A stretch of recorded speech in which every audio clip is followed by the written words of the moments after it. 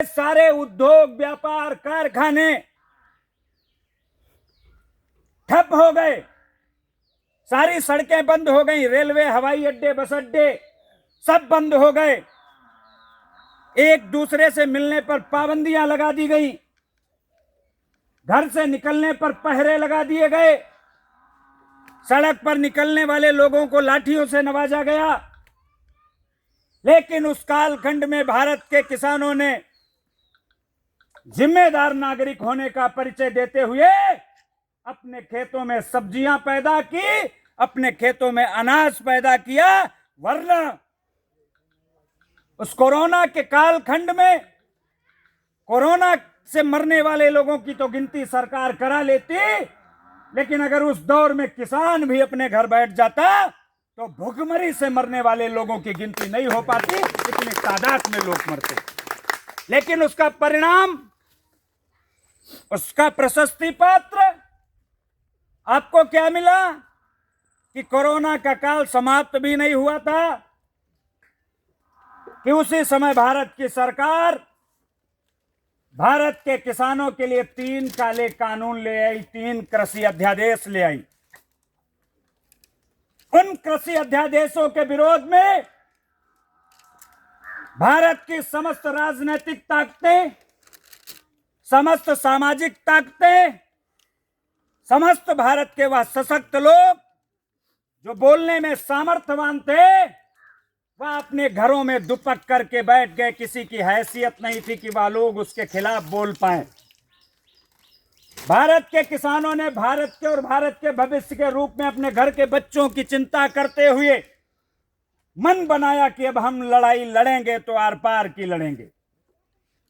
अगर मेरी जमीन नहीं बचेगी तो हम जिंदा रह करके क्या करेंगे? हमारे घर के बच्चों को नौकरी भी नहीं मिल रही है, जमीन भी नहीं रहेगी, हम क्या करेंगे? तो जब हमको पता है कि हमें मरना है तो घुट घुट कर क्यों मरें? किसी रण क्षेत्र में जाकर के लड़ कर के मरेंगे तो कम से कम अगर रण क्षेत्र में लड़ कर के मरेंगे तो साल में एक ऐसा दिन आएगा जिस दिन हमको लोग याद करेंगे, हमको श्रद्धांजलि देंगे।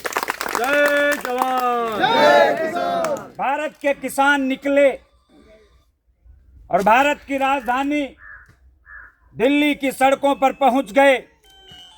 उस आंदोलन में अग्रणी भूमिका में हमारे किसान कौम के सिख भाई निकले हरियाणा पंजाब से। तो जब वह लोग दिल्ली की सड़कों पर पहुंचे तो ना उनकी बात सुनी गई, ना उनको सम्मान दिया गया।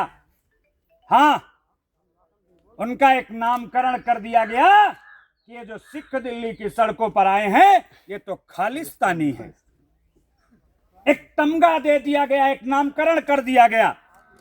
उसके बाद जब उनके समर्थन में हमारे मुस्लिम भाई निकले तो कहा गया ये तो पाकिस्तानी हैं, आतंकवादी हैं। और उसके बाद में जब हमारे हिंदू भाई निकले तो कहा गया ये देशद्रोही हैं, ये राष्ट्र विरोधी हैं। सारे के सारे लोगों को वहां आतंकवादी, उग्रवादी, खालिस्तानी, पाकिस्तानी, देशद्रोही, राष्ट्रद्रोही साबित कर दिया गया।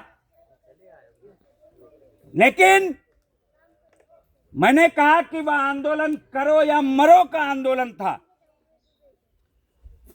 अगर आप भारत को बचाना चाहते हैं, भारत के भविष्य को बचाना चाहते हैं, भारत की जमीनों को बचाना चाहते हैं, भारत के लोगों को 2 वक्त का निवाला देने चाहते हैं तो आपको लड़ना पड़ेगा। परिणाम ये आया कि 13 महीने तक दिल्ली की सड़कों का आंदोलन, 700 से ज्यादा किसानों की शहादत और भारत की सबसे ताकतवर सरकार को हाथ जोड़ करके कहना पड़ा कि मेरे तपस्या में कोई खोट हो गई। शायद मैं नहीं जानता था कि किसान इतना आक्रोशित हो जाएंगे।